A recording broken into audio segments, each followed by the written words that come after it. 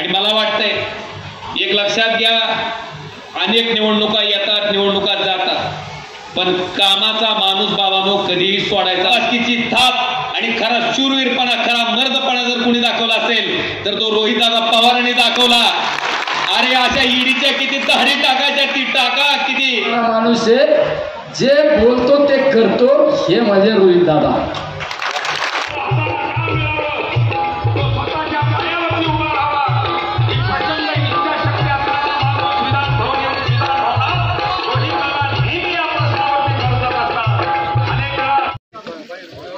नाही गिरता बिरता कुछ नाही.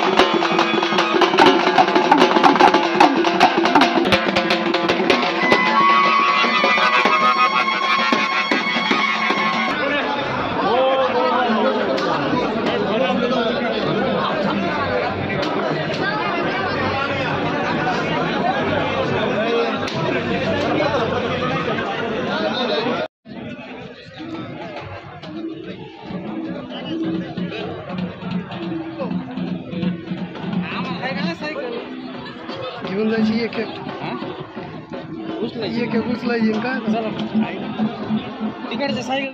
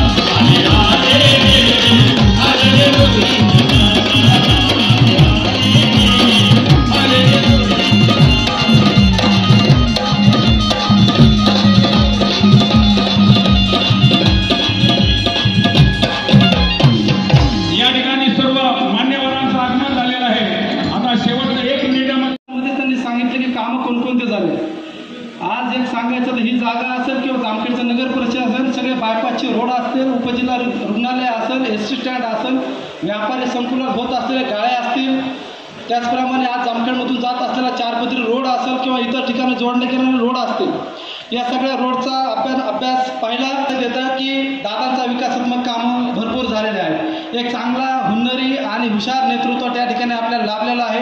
आपण भाग्यवान आहोत की आपल्याला अशा प्रकारचं नेतृत्व त्या ठिकाणी मिळालं आहे. आणि या याला एवढं आणि वार्डाला तेवढं, ही त्यांची पहिली योजना होती.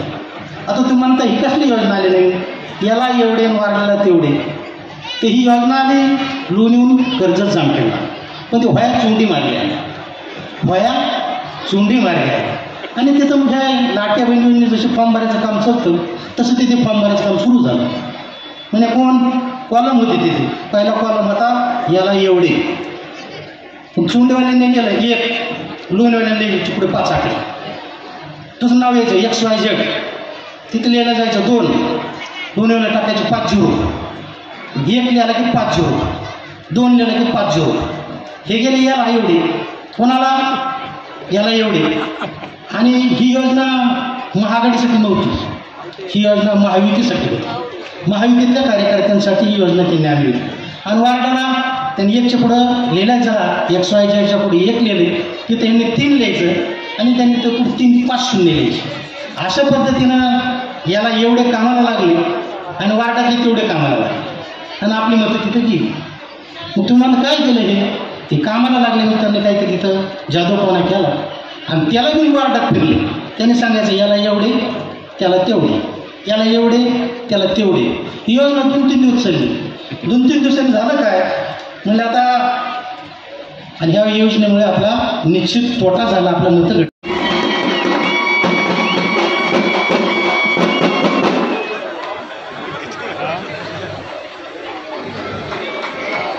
हे तिन्ही मान्य झालेले आहे. दोन्ही हात वरती करा, सर्वांनी दोन्ही हात वरती करा आणि टाळ्यांच्या प्रचंड गजरामध्ये आपण सर्वांनी स्वागत करूया. सन्मान्य आमदार एकच वादा, रोहित आला तुम आगे बढो. मतदारसंघामध्ये राबवल्या जातात, नाही तर या महाराष्ट्रामध्ये तुम्हाला या योजना कुठंही दिसणार नाही. अशी या कर्जत जामखेडमध्ये आपण कामं तिथे करत आहोत.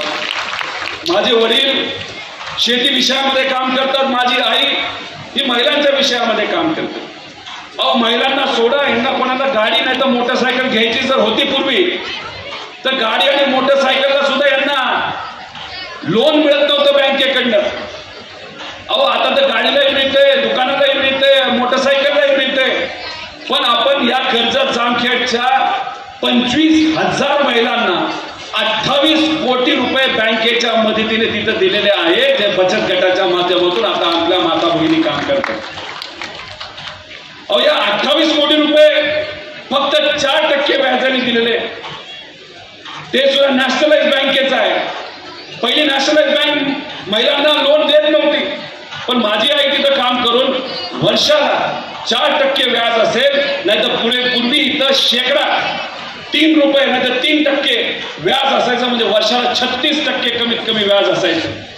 ही परिस्थिती आपण आता बदलतो का? कारण तुम्ही मला आशीर्वाद दिलेला आहे. येत्या काळामध्ये सुद्धा तुम्ही सर्वजण मला आशीर्वाद द्याल असा विश्वास माझ्यासारख्या कार्यकर्त्यावर आहे. आमचं कुटुंब फुटलं, आमची पार्टी फुटली, म्हणून महाराष्ट्रामध्ये आदरणीय पवार साहेबांबरोबर आमच्यासारखे कार्यकर्ते तिथं फिरले, लोकात गेले. त्याच्यामध्ये बराच काळ गेला. त्यानंतर युवा संघर्ष यात्रामध्ये बराच काळ गेला. त्याच्याच बरोबर लोकसभेच्या इलेक्शनमध्ये आम्ही लक्ष देऊन होतो, बाहेरच्या काही मतदारसंघाची जबाबदारी होती. आणि मग अशा पद्धतीने कर्जत जामखेडमध्ये कामं सुरू होती. 3,500-4,000 कोटीच्या आसपास कामं ही कर्जत जामखेडमध्ये झाली. पण त्याच्याच बरोबर व्यक्तिगत फंडाच्या मदतीने सुद्धा लोकांपर्यंत जे काय आपल्याला पोहोचवता येईल, जे पूर्वी कधीही पोहोचलं नव्हतं, अशी कामं आपण तिथं करत राहिलो. पण येत्या काळामध्ये मला बाहेर जावं लागणार आहे. पवार साहेबांच्या बरोबर राहून तिथे असणारे उमेदवार जास्तीत जास्त निवडून कसे येतील याच्यामध्ये आम्हाला सगळ्यांना लक्ष द्यावं लागेल. निलेश भाऊंना सुद्धा लक्ष द्यावं लागेल, ओमराजे भाऊंना सुद्धा लक्ष द्यावं लागेल. त्यामुळे मी आपल्या सर्वांना विनंती करणार आहे, जेव्हा केव्हा इलेक्शन लागेल तेव्हा या इलेक्शनची जबाबदारी हे आमचे पदाधिकारी कार्यकर्त्यांना तुमच्या सर्वांच्या खांद्यावर असेल आणि ही जबाबदारी तुम्ही पार पाडत येत्या काळामध्ये अजून एकदा जाण्याची संधी तुम्ही सर्व द्याल, मला द्याल असा विश्वास माझ्यासारख्या कार्यकर्त्यावरती खोडा लावला. त्यांना काय खोडा लावायचा तो तुम्ही लावा, पण येत्या काळामध्ये इलेक्शनमध्ये ही जी शक्ती आहे, जी सामान्य लोकांच्या विरोधात आहे, अशा लोकांना खोडा नाही, पण काय रानटी भाषेमध्ये त्याला आपण काहीतरी वेगळं म्हणतो, हे नक्कीच इथे असणारे कार्यकर्ते पदाधिकारी यांनी ती जनता लावेल. काय सामान्य लोकांना जर मदत होणार असेल, ती मदत न होऊन देणं हे सगळ्यात मोठं पाप आहे. आणि असं पाप काही लोकांनी या मतदारसंघामध्ये फक्त मला थांबवण्यासाठी तिथं केलेलं आहे आणि या पापाचा घडा आता भरलेला आहे. त्यामुळे कुणीही आलं तरी आम्ही घाबरत नाही, कारण कर्जत जामखेडच्या लोकांनी मला लढायला शिकवलेलं आहे. आणि त्यामुळे कर्जत जामखेडच्या लोकांसाठी आणि विचारासाठी भले भले येऊ द्या, आम्ही कोणाला घाबरणार नाही. प्रत्येक या मोठ्या व्यक्तीबरोबर आम्ही भिडायला तयार आहे, कारण तुम्ही सर्वजण आमच्या बरोबर तिथे आहात. या गेल्या 5 वर्षामध्ये तिथं आम्ही यायला तयार आहोत. दूध का दूध आणि पाणी का पाणी तिथं करायला लागलं. नाही तर काय होतं, काही चिरकुट लोक सोशल मीडियावर काहीतरी लिहितात. मला इथं असणाऱ्या कार्यकर्त्यांना पदाधिकाऱ्यांना सांगायचंय, असे जे असंविधानिक शब्द वापरणाऱ्या लोकांचं काय करायचंय हे तुम्ही ठरवा. मी तुम्हाला कुठेही थांबवणार नाही, एवढंच या ठिकाणी सांगतो. पण सोशल मीडियावर ऍक्टिव्ह होण्याची जरूरत आहे. चांगला विचार हा शेवटच्या घटकापर्यंत कसा जाईल यासाठी प्रयत्न करायचा आहे. त्यामुळे सोशल मीडियाचा योग्य असा वापर आपण सर्वजण करूया. बाकी जामखेडचं बस स्टँड असेल ते आपल्याला हे हॉस्पिटल याचं लोकार्पण आपल्याला करायचंय, ते येत्या काळामध्ये आपण सर्वजण करू.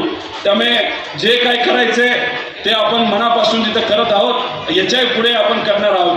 त्यामुळे मी बोलल्यानंतर निलेश भाऊ आता लगेचच बोलतील, नंतर ओमराजे भाऊ बोलतील आणि मग आपण त्यांचा सत्कार मग करू आणि काही दानशूर लोकांचा सुद्धा सत्कार. कोणी थांबित असतं का? ते एवढं सोपं आहे काय? ते आमच्याकडे जुन्या काळात लोक म्हणायचे स्वप्न बघायचे असल्यावर खांडाच्या घरात झोपायचं, खांडाखाली. बरोबर आहे की नाही? मग स्वप्न पडायचं. आता खांडाचे घरं पण नाही आले, त्याच्यामुळे स्वप्न पण पडणार नाही. तुम्ही काही काळजी करू नका दादा. तुम्ही मागच्या वेळेस आले 40,000 मतांनी निवडून, यावेळेस येणारे 80,000 मतांनी निवडून.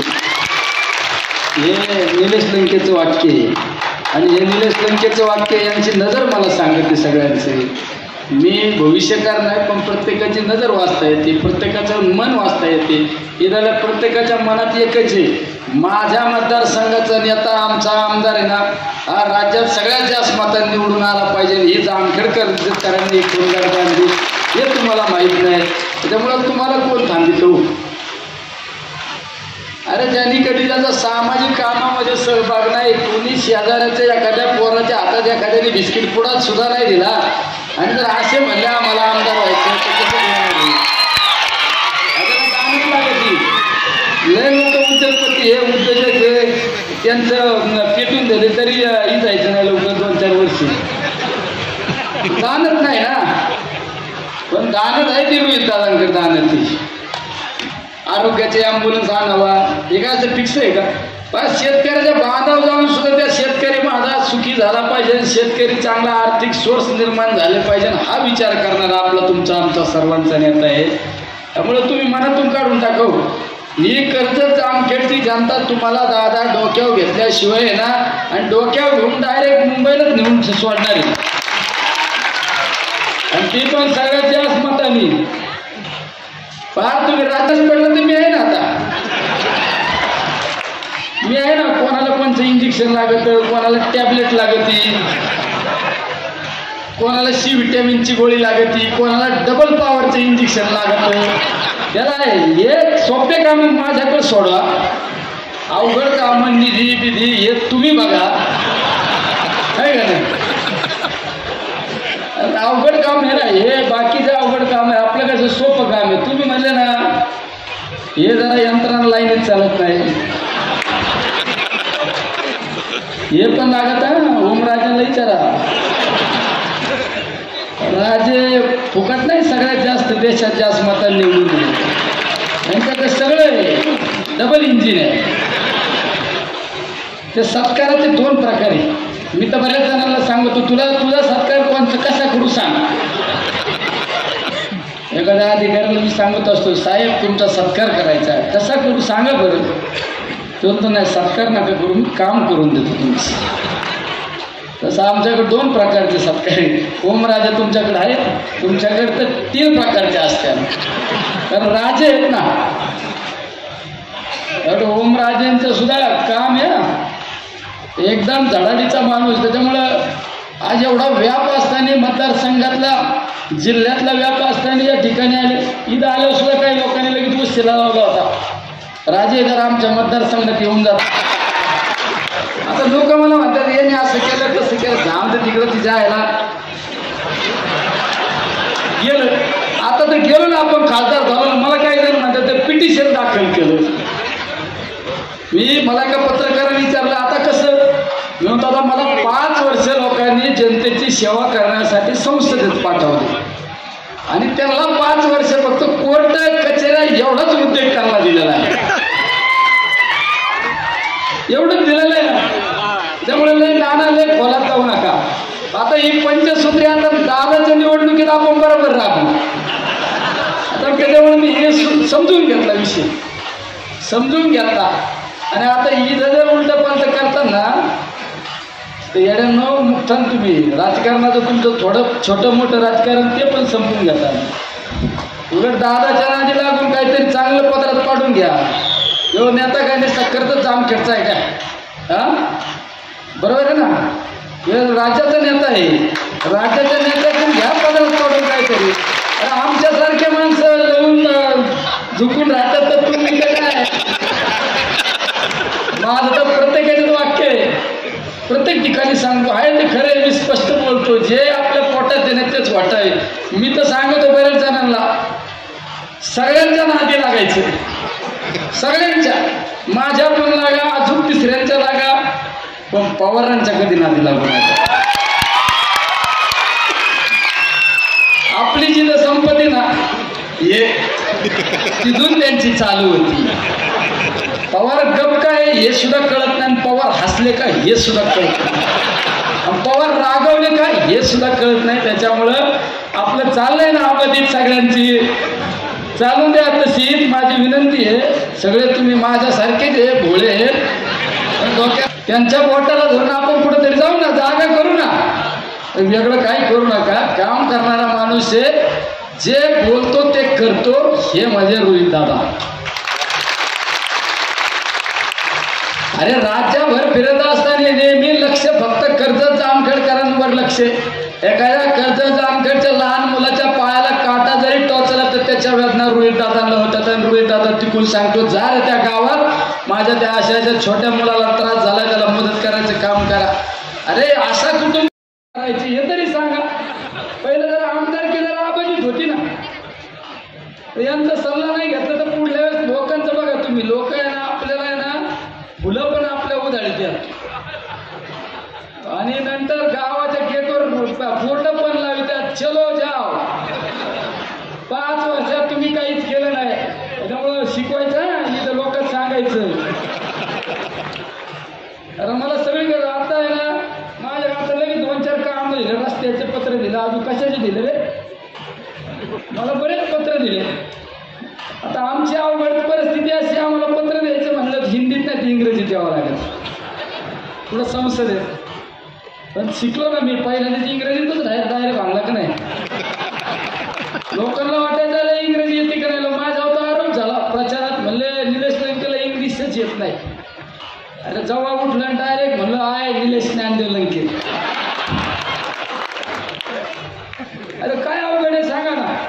त्याच्यामुळे निश्चित आपण या 5 वर्षामध्ये येणाऱ्या काही जे का प्रलंबित प्रश्न असतात, प्रधानमंत्री ग्राम सडक योजना असते तर मी आहे भक्कम, मुख्यमंत्री ग्राम सडक योजना असते तर आहे रोहित दादा, अजून काही केंद्राच्या योजना असतात तर मी आहे ना, मी बरोबर जुळीत असतो, तुम्ही काय काळजी करू नका, बरोबर यंत्रणा लावित असतो. आणि या मतदारसंघामध्ये राज्य आणि केंद्राचं भरभरून असं आपण निधी आणू. या तालुक्यातील जे राहिलेले प्रलंबित प्रश्न आहेत, थोडेफार प्रश्न ते येणाऱ्या कालखंडामध्ये सोडवण्याचं काम केलं जाईल, हा या ठिकाणी शब्द देतो. आणि तुम्हाला सगळ्यांना सांगतो, जाता जाता प्रत्येकाने या ठिकाणी एक अशी खूनगाठ बांधायची, आपला हा नेता देशात त्यांच्या नावाची जायंट किलर म्हणते. कारण पैशाचा पाऊस पडत असताना सुद्धा माणसाच्या ताकदीवर कामावर निवडून यायची ज्यांनी या ठिकाणी महापराक्रम केला असे आमचे सहकारी सन्माननीय निलेशजी लंके साहेब. आणि दादा खऱ्या अर्थानं एखाद्या आमदारानं कशा पद्धतीनं एखाद्या तालुक्यात काम केलं पाहिजे. एक तरुण युवा आमदार ज्यावेळेस एखाद्या मतदारसंघाचं नेतृत्व करतो, त्या भागाचा विकास खऱ्या अर्थानं कशा पद्धतीनं केला पाहिजे याचं उदाहरण फक्त महाराष्ट्राला नव्हे तर पूर्ण देशाला दिलं जाऊ शकतं. असं काम त्यांनी या मतदारसंघामध्ये केलं. ते राष्ट्रवादी काँग्रेस शरद पवार पक्षाचे युवा नेते, महाराष्ट्राचं भविष्य आदरणीय रोहितजी पवार साहेब, मंचावर उपस्थित असलेल्या सगळ्या मान्यवरांची क्षमा मागतो आणि आपल्या सर्वांचा उल्लेख आदरणीय व्यासपीठ असा करतो. आणि व्यासपीठाच्या समोर उपस्थित असलेले दादांवर प्रेम करणारे, जेणे विधानसभेत संधी दिल्याच्या नंतर त्या संधीचं सोन्यात रूपांतर ज्या रोहित दादांनी केलं, त्यांना आमदार म्हणून निवडून देणारे इथं बसलेले सर्व या भागातील तमाम वडीलधारी मंडळी, आमचे बालमित्र, तरुण मित्र, आमचे पत्रकार बांधव, बंधू आणि भगिनी, आणि हे बघत असताना इथल्या स्मशानभूमीचं सुद्धा मला वाटतंय पंचक्रोशीत तिथं आजूबाजूला अशा पद्धतीचं स्मशानभूमी कुठंच नसल, आणि स्मशानभूमी करत असताना जी जागा लागणार होती, शासनाचा निधी तर आणलाय, पण जागा मिळत नाही लक्षात आल्याच्या नंतर स्वतः आर्थिक झळ सहन करून ज्यांनी ती जागा घेण्यासाठी मदत केली, असे आपले कर्तव्यदक्ष आमदार रोहितदादा पवारांनी ती जागा घेतली. ही स्मशानभूमी त्या ठिकाणी आता आकाराला आलेली आपल्याला बघायला मिळते. हा सुद्धा उपक्रम आताच लंके साहेबांनी सांगितलं की आमदारांना असं करावं, असं काही बंधन नाही, पण माझ्या भागात, ज्या भागाचं मी नेतृत्व करतोय, तिथल्या माझ्या लहान लेकरांना सुद्धा अभ्यासाच्या बाबतीत, शाळेत येण्याच्या बाबतीत काय अडचण असेल तर तिथं ती दूर झाली पाहिजे, ह्या भावनेतनं आज जवळपास 2000 सायकलीचं वाटप या ठिकाणी आपण करतोय. ह्याच्यापूर्वी जवळपास 10,000 सायकलीचं वाटप या ठिकाणी आदरणीय रोहितदादांच्या माध्यमातून स्वखर्चातनं त्याने त्या ठिकाणी केलं. मी मगाशी काही कार्यकर्त्याकडनं ऐकत होतो की दादा एका बाजूनं काम करतायत, पण दादांचे वडील, दादांची आई सुद्धा या मतदारसंघामध्ये भगिनीसाठी, आमच्या युवक शेतकऱ्यांसाठी काय करणं गरजेचं आहे, कशा पद्धतीनं पुढे जाणं गरजेचं आहे, याच्या बाबतीत सुद्धा फार मोठ्या प्रमाणात काम करतायत. आणि मला वाटतंय एक लक्षात घ्या, अनेक निवडणुका येतात, निवडणुका जातात, पण कामाचा माणूस बाबांनो कधीही सोडायचा नसतो, नाहीतर पश्चातापाची वेळ आपल्यावर आल्याशिवाय राहत नाही. अनेक लोक आहेत नुसतं PR करणार, पण प्रत्यक्षात काम ह्या पद्धतीचं एखाद्या मतदारसंघात होत असेल तर मला वाटतंय आता कामाच्या माध्यमातून 5 वर्षातनं त्यांनी दाखवून दिलं. मी रोहितदादा खरं आधी आमच्याकडं आमची विरोधकच राष्ट्रवादीत असल्यामुळे मला पवार साहेबांना कधी भेटायची संधी मिळाली नव्हती. मला जवळून बघता आलं नाही. तसं बघायला गेलं तर मी खरंच भाग्यवान माणूस आहे की स्वर्गीय गोपीनाथजी मुंडे साहेबांना मला जवळून बघता आलं, त्यांच्याबरोबर काम करता आलं. स्वर्गीय विलासरावजी देशमुख साहेबांना मला जवळून बघता आलं, काम करता आलं. आदरणीय हिंदुराय सम्राट शिवसेना प्रमुख बाळासाहेब ठाकरेंबरोबर काम करता आलं. मला वाटतंय पवार साहेबांची भेट जर झाली नसती तर कदाचित माझं राजकारणातलं एक मात्र खंत त्या ठिकाणी राहिली असती, पण आमच्या बाबांना विचारानं भाजपात प्रवेश केल्यामुळे ती बी खंत माझी पुसून निघाली. मी बघून बघितलं की एका राजकारणी माणसानं कशा पद्धतीनं काम केलं पाहिजे, त्याचं मूर्तिमंत उदाहरण कोण असेल तर आदरणीय शरदचंद्रजी पवार साहेब आहेत. आज एवढं वाईट स्वतःच्या वेळेची मॅनेजमेंट, प्रत्येकाला वेळ देणं, प्रत्येकाचं समजून घेणं, जनतेशी डायरेक्ट कनेक्ट ठेवणं, मला वाटतं ह्या पद्धतीचं काम पवार साहेबांनी सुद्धा ह्या महाराष्ट्रामध्ये केलंय, महाराष्ट्रानं त्या ठिकाणी पाहिलंय. आज खरं बघायला गेलं तर मला वाटतं ऊसाच्या आणि सोयाबीनच्या जेवढ्या भराटा नसतात तेवढ्या आता पक्षाच्या झाल्यात. कुणामुळे झाल्यात तुम्हाला माहिती आहे आता काय आहे का नाही? नुसतं शिवसेना म्हणून जमत नाही, उद्धव बाळासाहेब ठाकरे मग तपा पडते, अरे ही इकडचं आहे. आम्ही दुःखात होतो म्हणून बघता उतरता होतं तर ह्यांचं बी गड्या नेलं, चिन्ह बी घेऊन तिथं बी आता पक्षाची परिस्थिती आणि दाखवून दिलं, त्या ठिकाणी दाखवून दिलं, जनतेनं दाखवून दिलं की दडपशाहीनं लोकांना गृहीत धरून केलेलं राजकारण जनता कधीही मान्य करत नाही. त्याचा हिशोब जेव्हा निवडणुकीत मतदान करायची वेळ येते त्यावेळेस लोक त्याचा हिशोब करतात. मला दादांचं कौतुक दुसऱ्या बाबतीत अजून करायचंय. तुम्हाला माहिती आहे आपल्या महाराष्ट्रामध्ये काय होतंय? पहिल्यांदा ईडीची धाड पडते. पडते का ना? खून पिण्याला बाईला सुद्धा माहित झालंय का नाही? ईडीची धाड कोणावर पडती? ती फक्त विरोधक. आणि जसा ती विरोधक त्यांना सामील झाला रे झाला की धाड. किती उदाहरणं सांगू तुम्हाला.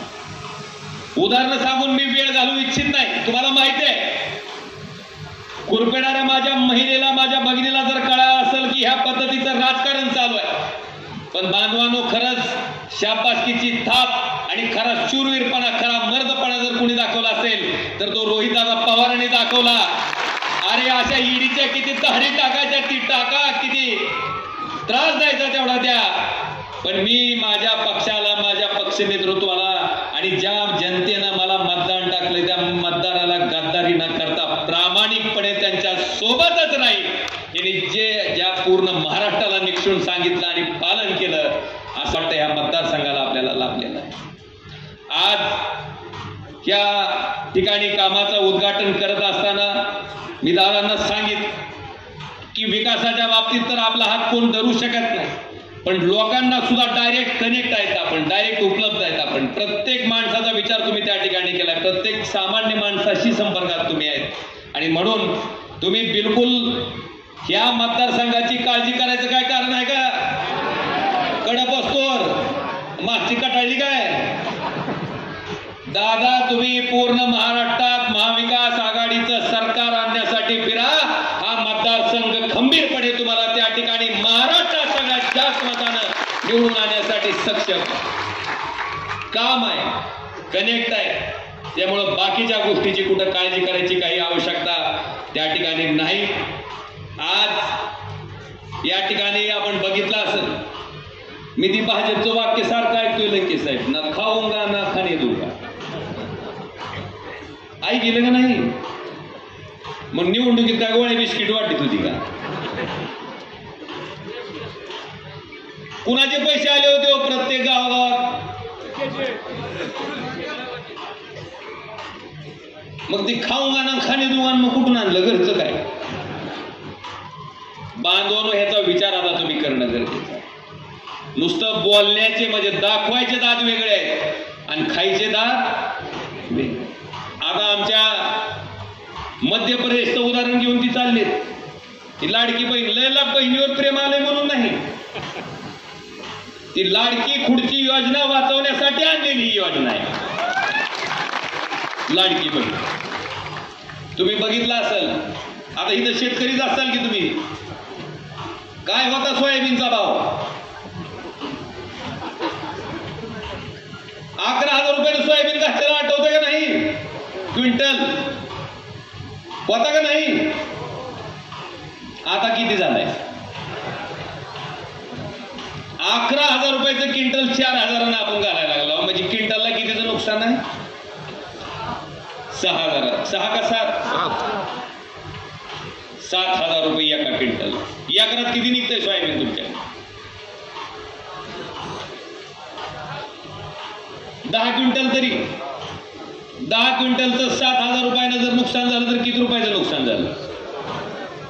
एकरात 2 एकर असेल तर, 3 एकर असेल तर,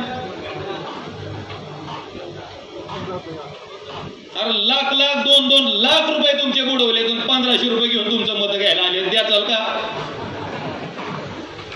द्याचाल का? कांदा असते का नाही इथं? काय अवस्था केली आहे सरकार? आता तुमचं अनुदान, आता अनुदानाचं असतील बघा सगळी शेतकरी, ती निकी ह्याला जायची, आधार ह्याला जोडा, ती फोन त्याला जोडा, आणि ती जोडून झाल्यावर सगळं जोडून झाल्यावर आता प्रतीक्षा करा. ई पीक पाणीचं आहे का नाही खेळ तुमच्याकडे? ज्यानं केली आहे त्याचंच नाव नाही, ते लागलं हिंडायला, इकडून हिंड तिकडून हिंड, आणि त्याचा अर्थ त्याच्यावर फोटो आहे.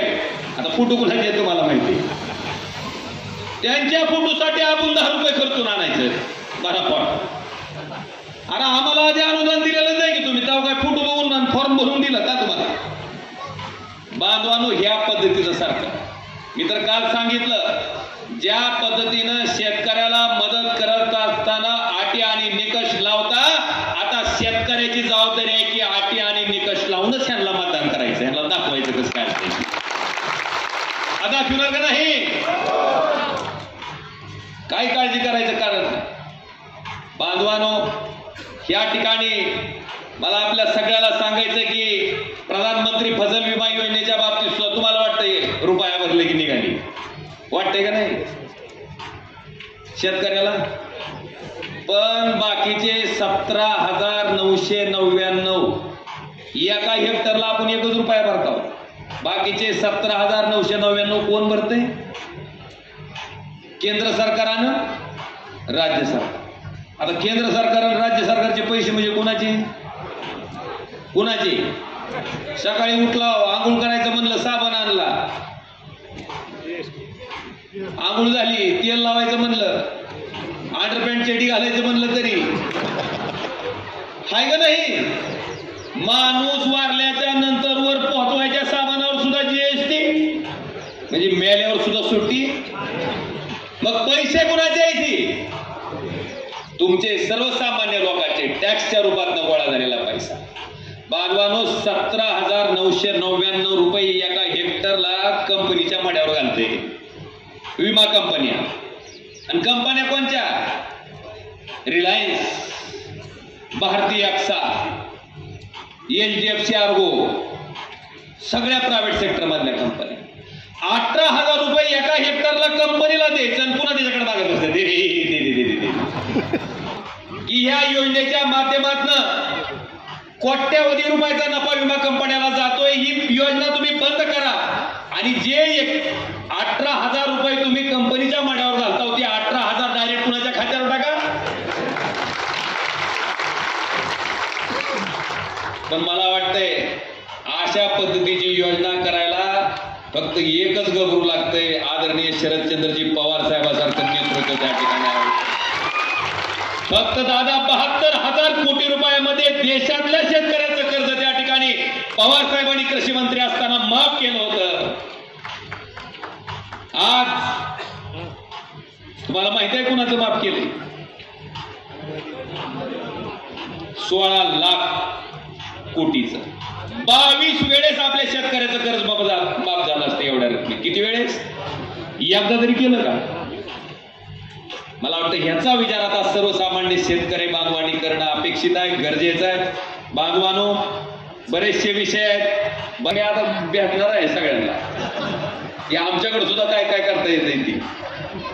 आता बचत गटाच्या महिलाच्या बाबतीत त्यांनी सांगितलं की नुसतं बचत गट योजना शासनाची नाही राबवली तर त्यांना प्रोत्साहन दिलं, त्यांना मशनी दिल्या की तुम्ही काय तयार करायचं आणि तयार झालेला माल विकण्यासाठी मार्केट सुद्धा उपलब्ध करून द्यायची जबाबदारी मला वाटतं इथं दादांनी त्या ठिकाणी स्वीकारलेली आहे. इतक्या चांगल्या पद्धतीचं काम आहे.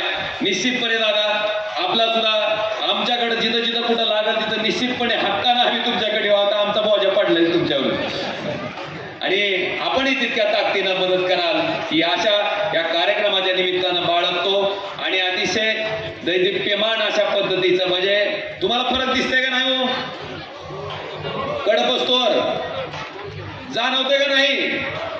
मग पहिलं तसं दंड खात जायचंय का कसं? चांगल्याला चांगलं म्हणलं पाहिजे का नाही? जी चांगलं काम करतंय त्याच्या पाठीवर शाबासकी मारली पाहिजे का नाही? आणि लोकशाहीमध्ये सगळ्यात मोठी शाबासकी जर कुठली असती तर सार्वत्रिक निवडणुकीत पडणारी मतं त्या लोकप्रतिनिधीचा उत्साह वाढवत असतील. बांधवांनो, आता त्यांचं 5 वर्षाचं काम संपलंय, आता जबाबदारी तुमची आहे, तेवढी तुम्ही ताकदीनं पार पाडा एवढीच अपेक्षा आपल्या सगळ्याकडनं व्यक्त करतो. आणि या कार्यक्रमाला येता आला, तुमच्या सर्वांबरोबर संवाद साधता आला, त्याच्याबद्दल संयोजकाचे आभार मानून मी आपल्या सगळ्यांची रजा घेतो. धन्यवाद. जय हिंद, जय भारत. सर्वांनी जागृती